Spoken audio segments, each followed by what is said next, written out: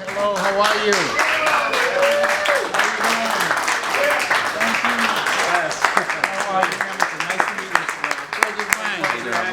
How are you? Thank you. Hey, Les. How you doing?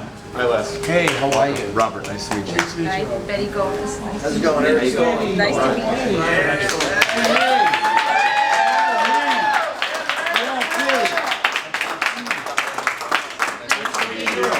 How are you?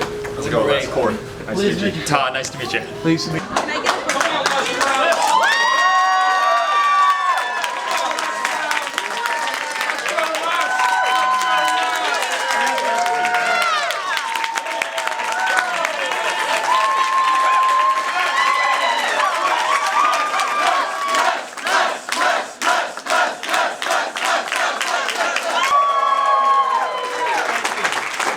Legend right here. Legend. There's a legend right here, man. Thank you for coming over. I've been embraced by greatness. I'm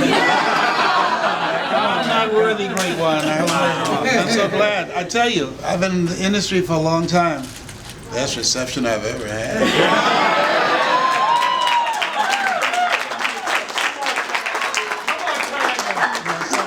Drop a little wisdom on him, man. Go ahead and spit a little bit. I told him to go to sleep early because I've been eating hot pepper on a fork. Have you ever had hot pepper before? Oh, yeah. So to imagine somebody feeding that to you on a fork, nothing but that. Wow. That means you're fired up. Yeah. That means that you're positioning yourself to get the butter from the duck. The butter from the duck.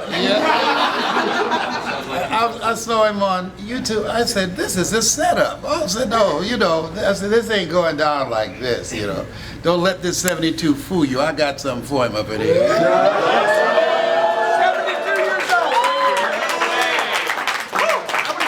Thank you. And the person that is your leader is a person that I admire the work that he does. And I feel very honored to be on the platform and share it with you. It's been one of the goals and dreams I had. I've been traveling a lot of places, and I like a speaker who has spirit and heart.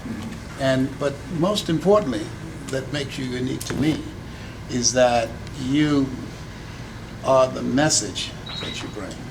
And that to me is very important. A lot of people out here speaking about greatness, but they haven't done anything.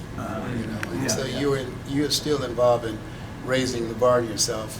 And as Jim once said, your life is either a warning or an example. Warning of not to do, an example of what to do. And you have been an example in operating out of the consciousness of Henry David Thoreau, who said, "Do not go where the path may lead. Go where there's no path and leave a trail." Go where there's no path and leave a trail. And that's what you're doing. Let me tell you, the building we're in, we just moved in here when? 3 days ago? Yeah. So this was a bank, right? And I'm certain there's more money been made here in the last 3 days than the bank ever made. Whoa! And I know for sure we've helped more people in 3 days than that bank ever did. But I tell you, I'm looking forward.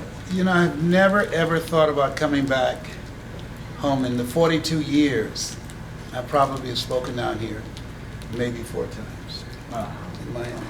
And just think, I just finished speaking to Anthony's group. Yeah. The memories, trying to find that place, number one, and I had to go through Old Town, where I used to be a garbage collector. When I first got out of high school at Booker T. Washington High School, I worked as a garbage collector for several years, and they transferred me from Overtown to Liberty City. And Mr. Leroy Washington, who was a man who spoke into my life and changed my life, and I didn't want him to see me hauling garbage. And so whenever I passed his window, I would shift arms, put it on the left. Wow. And one day, I heard his voice, "Leslie?" I turned around and I said, "Yes, sir." And he said, "Edith, it's Leslie." And so he said, "I thought I saw you. I knew when I saw the back of your head, I knew that was you. Why didn't you stop and say hello?" And I said, "I didn't want you to see what I'm doing." Wow. And he said, "Why?" I said, "It's an honest living, but you always made me feel that I can do more." He said, "But I'm curious.